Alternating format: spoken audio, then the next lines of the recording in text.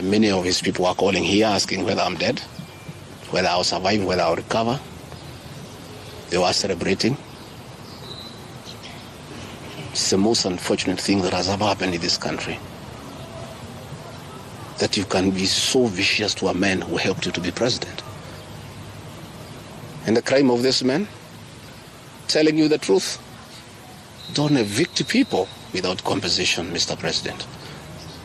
Mr. President, don't overtax people. You are killing them, you are killing their businesses. Don't force a housing program on people. If people do not own these houses, don't force them.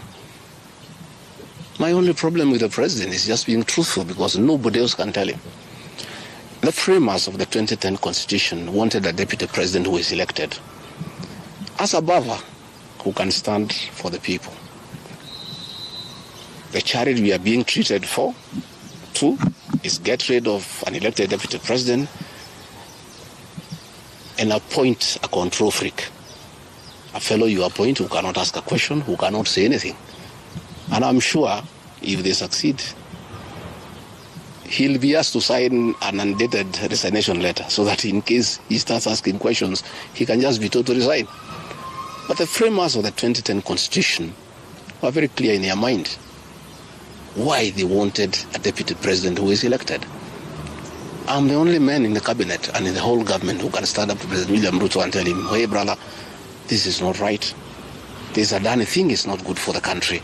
There's too much corruption, Mr. President. This how thing is being forced down on the people of Kenya. And they don't like it. Please don't force it down on them. You know, situations where medical equipment that was being supplied by Kenyans to the Ministry of Health now has been given to one single Asian. I say, Mr. President, this is not right.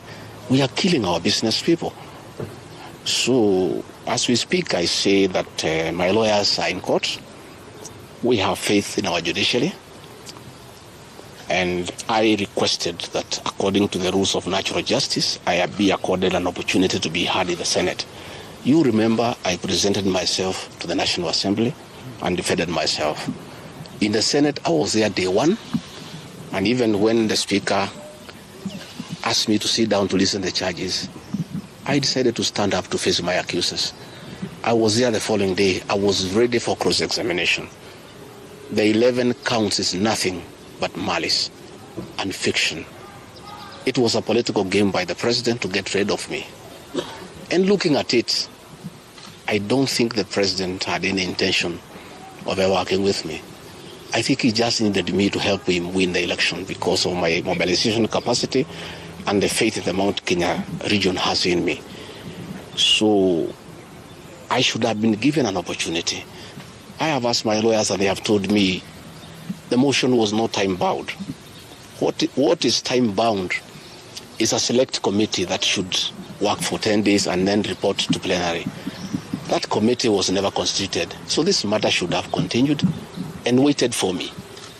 I was ready for cross-examination so that I answer those 11 counts one by one, and I'm sure had I been given that opportunity, I would have persuaded the senators otherwise.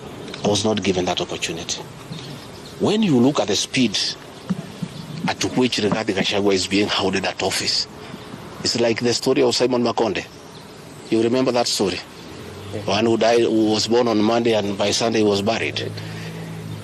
The kind of efficiency that has been exhibited in hounding Rigathi Gachagua out of office, if this efficiency was being exhibited in the management of the affairs of this country, Kenyans would be very happy.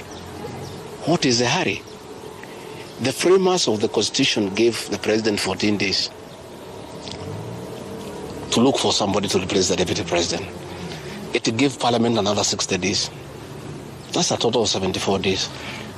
Why is a job that was prescribed by the framers of the Constitution to be done within 74 days is being done in half a day?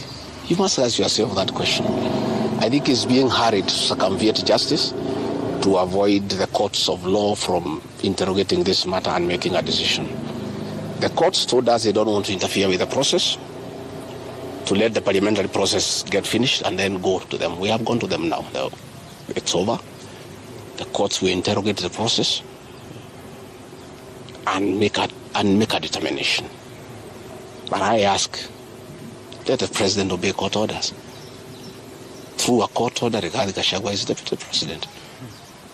Why doesn't he have cars? Why doesn't he have security? Why has his office been made dysfunctional? I think it's very important. But finally, I want to tell the people of Kenya that I don't feel safe. And for the first time, let me say that on 30th of August in Kisumu, undercover security agents entered my room in Kisumu and bagged it.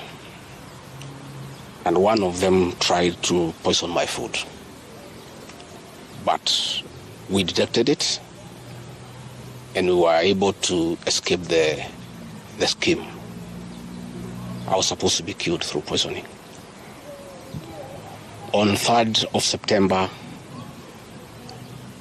in Nyeri, another team from the National Intelligence Service came to Nyeri and tried to poison food that was meant for me and Kikuyu Council of Elders.